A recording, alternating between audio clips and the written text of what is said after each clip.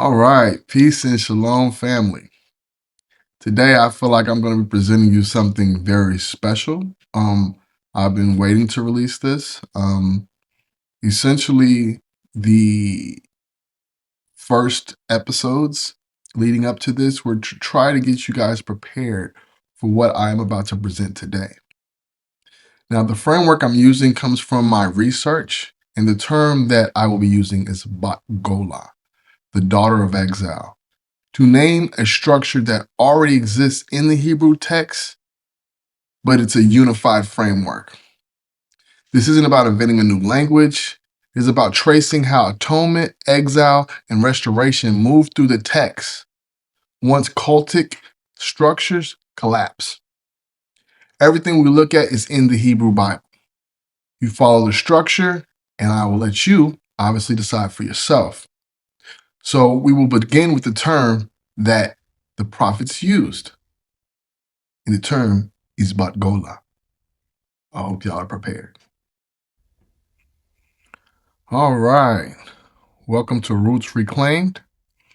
I am Tovi Mikael, your Hebraic scholar, and today's episode is Before the Gospel, Bat Golah, and the Theology of Exile. Up to this point, we have established four things. The Hebrew Bible is not structured the way modern theology assumes. The divine image is not exclusively masculine.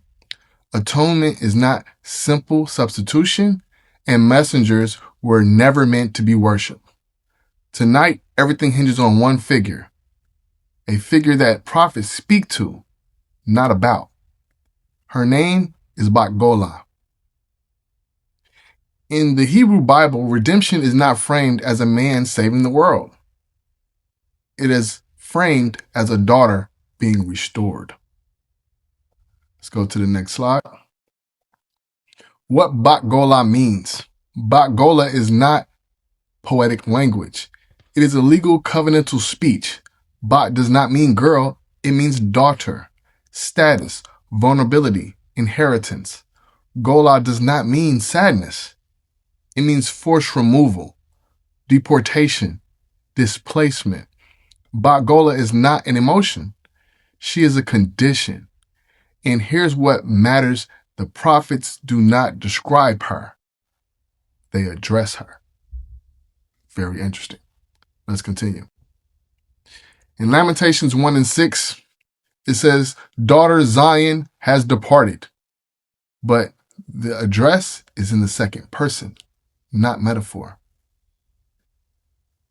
When you go to Isaiah 49:21, who has borne me these? Born who? The children of Israel? But it's in the second person, not a metaphor. Zechariah 2 and 10, sing and rejoice, O daughter of Zion. Once again, it's in the second person. These are not metaphors. Bat Golah does not appear randomly. She appears after something is removed. Pre-exilic Israel had a cultic feminine, not always pure, not always faithful, but it was present.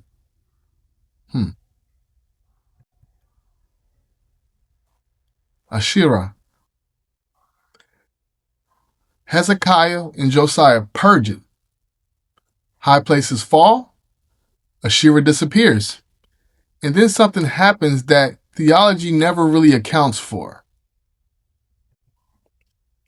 When the cultic feminine is removed, the burden of bearing does not disappear. It transfers. The feminine does not vanish. She migrates from altar to exile. All right, so let's look at this slide. Number 7, atonement for all 12 tribes. Number 7 confirms atonement in Torah is tribal and collective. The same sin offering is brought verbatim by all 12 tribes of Israel. So let's slow this down because the Hebrew here is doing more work than English lets on. The phrase is Se'ari Izim. Se'ari Izim. Sa'ir means a male goat. That's explicit, masculine, no debate. However, Azim, is a feminine noun class in biblical Hebrew. So what the text gives us is a masculine atonement agent specified within a feminine grammatical category. That does not mean Torah is making a symbolic gender argument. It means the text preserves both gender markers simultaneously, without collapsing them and without erasing either one. We see this kind of structure elsewhere. In the term Elohim, it is grammatically plural, yet acts as one. Here, masculine function operates inside a feminine lexical frame. The pattern is the same, unity with internal plurality. And that matters because it shows the Torah's atonement grammar already tolerates complexity, long before theology tries to simplify it. This is not speculation. This is grammar. Let's continue.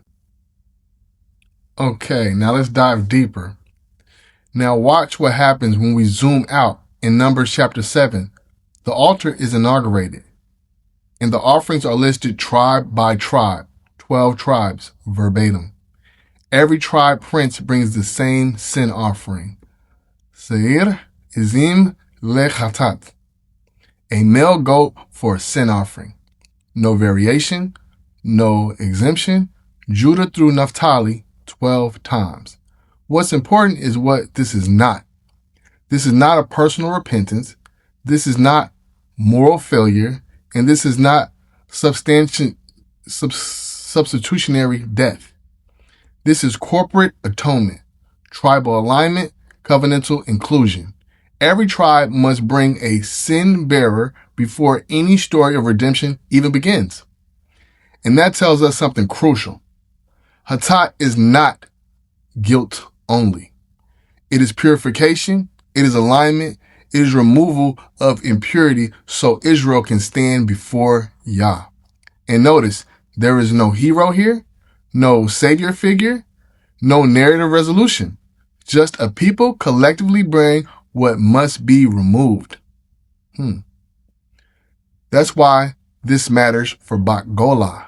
Before exile, atonement happens through ritual objects. After reform and collapse, those rituals channels disappeared. And the prophets, the burden doesn't vanish. It transferred. The bearer is no longer a goat or a lamb or a ritual act. It is the people themselves. Bat Golah, the daughter of the exile. Number 7 proves the atonement logic is collective. Bat Golah shows where the logic migrates when rituals collapse. Let's continue. Here I'm just once again showing you guys that El, Eloha, and Elohim are in one word, conjunctively, right? The Elohim encodes covenantal unity, masculine covering the feminine, all right? Once again, we got feminine words like Ruach, Hakmah, and Shekinah, showing that the feminine in grammar is used to elaborate a more, how would we say, it is basically to show that there are a different presence that isn't always masculine, but is feminine.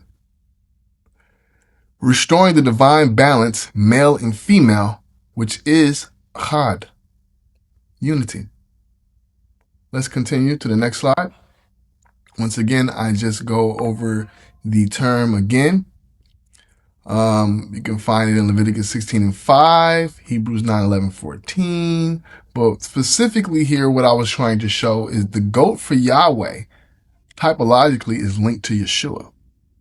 While I am taking the goat of Azazel, and I am making a typology saying that is linked to Bat Golah, the daughter of exile. In this duality, you can clearly see there's two goats, one goat for Yahweh, one goat for Azazel. This echoes different types of duality that we speak about within the text. like Ben David and Ben Yosef, or Israel and Yehuda, or Yah and Israel.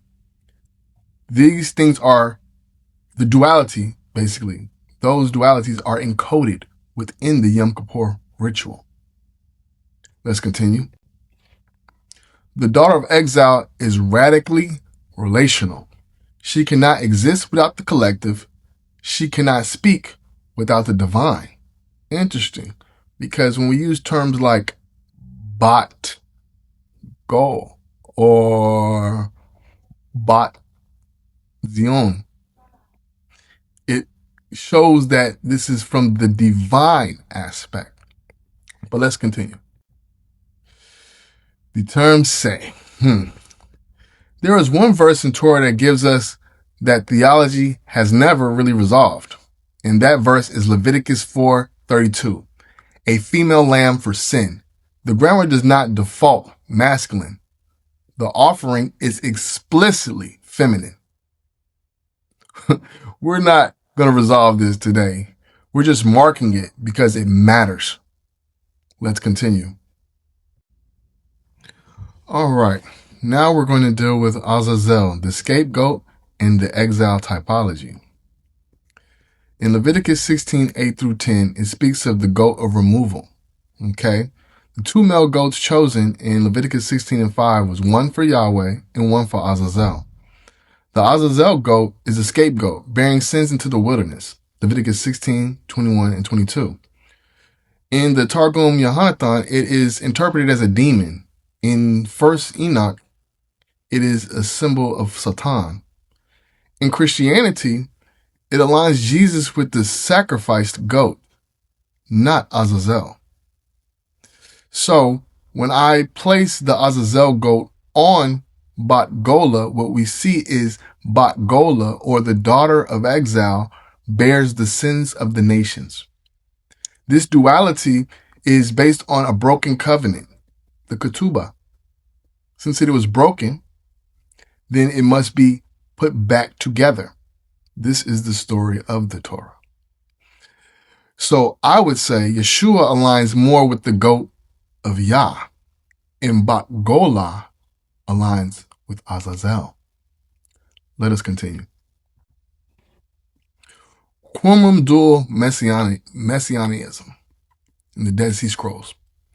Second Temple Judaism already expected more than one redemptive role. Qumran speaks of a priest, a king, and a suffering community.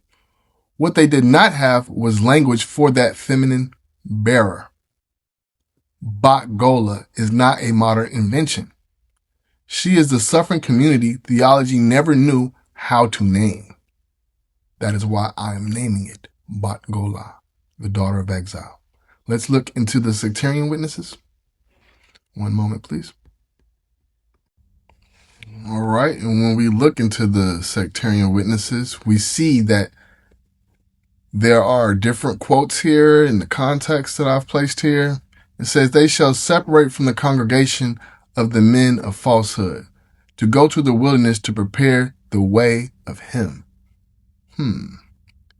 That's 1QS, community rule. The righteous teacher was persecuted by the wicked priests. That's Pesher Habaka. The context, Qumran sect defined itself as a faithful remnant, separated from Jerusalem's priesthood, saw themselves in an apocalyptic struggle, awaiting divine vindication. The righteous teacher embodies the archetype of the suffering leader. Shows early Jewish precedent for exile, persecution, and redemptive suffering. Aligns with the Bat Golah motif, Israel in exile as the sin bearer. Undermines narratives that such ideas were Christian innovations. They clearly were not. They were already in the text. Let us continue. So what is Bat Golah now? She is Rachel Nirumah. She is the daughter of the Zion departed. She is Bat Yahuda. So what shall she become in the history books? Where does the daughter of Zion go In Lamentations, Isaiah 52, she populates the world of exile. Interesting. Very interesting. So, thus, the daughter of Zion is the place where God's absence is not even named. See, the Bible does not end with the hero escaping the world. It ends with a daughter gathered home. If redemption is feminine in the text, theology has a lot of explaining to do. And with that being said, any questions, comments, just let me know in the comment section. I'll try to address it as best as possible, as accurately as possible. Once again, Toda Rabbah, thank you very much. Hope you guys enjoyed this presentation. And yeah, we're about to go a lot further. So I hope you guys are prepared. Peace and shalom. Peace and shalom, family. I'm Toby Mikhail. I just wanted to take time out to let you guys know that y'all need to cop my new book, Tanakh New Testament Manuscripts and the Israelites, a Hebraic and diasporic critique of canon formation and textual theology. There's over 500 citations across 180 academic sources in this book. This is real scholarship here. All right? You can get the hard copy. I even got paperback. $39.99, $29.99. All right, ebook as well. So, and that's only $9.99. So, wherever you get your books, whether it's Barnes and Noble, Apple Books, Amazon, it's all over the place. I got it everywhere. All right. So I hope y'all stay blessed. And when y'all got some time to check out some real scholarship, cop this book right here. Peace and shalom.